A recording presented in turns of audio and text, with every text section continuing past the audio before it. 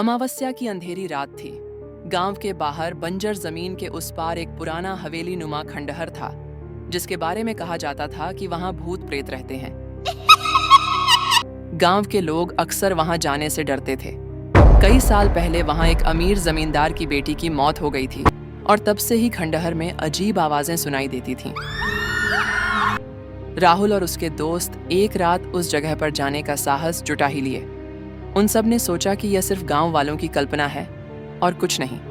हाथ में टॉर्च लेकर वे चारों दोस्त खंडहर में दाखिल हो गए। भीतर की दीवारों पर फटे पुराने पर्दे लटक रहे थे और हर कोने में धूल की मोटी परत जमी हुई थी। चारों तरफ सन्नाटा था।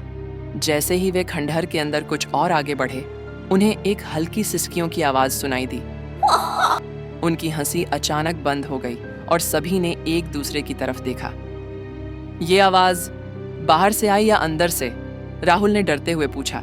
तभी खंडहर के एक कोने में परछाई सी कुछ हिलती डुलती नजर आई। वो देखो, अमित ने घबराहट भरी आवाज में कहा। जैसे ही उन्होंने उधर देखा, सामने एक सफेद साड़ी में एक औरत खड़ी थी। उसके चेहरे पर लंबे बाल थे और उसकी आंखें लाल थीं। राहुल की सांस अटक गई और उसने पीछे हटने की कोशिश की, मगर उसके पैर जड़ हो गए थे।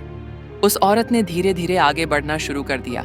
राहुल के दोस्त एक एक कर भागने लगे, मगर राहुल वहीं जम गया। उस औरत ने उसके करीब आते हुए कहा, तुम लोग यहाँ क्यों आए हो? मेरी शांति क्यों भंग कर रहे हो? राहुल की जुबान जैसे तालू से चिपक गई। बोल ही नहीं पा रहा था। उसकी आंखों में भय था, पर आवाज गले से नहीं निकल रही थी।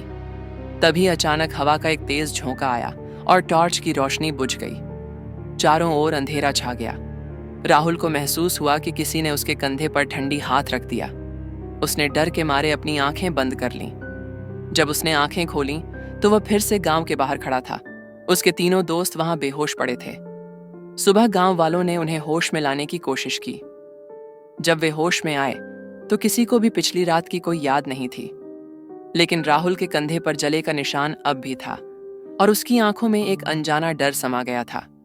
अब गांव के लोग कहते हैं कि खंडहर की आत्मा ने उसे एक संदेश दिया था। वहां कोई भी दोबारा जाने की हिम्मत न करे, वरना उसका अंजाम बहुत बुरा होगा। तब से आज तक किसी ने उस खंडहर का रुख नहीं किया।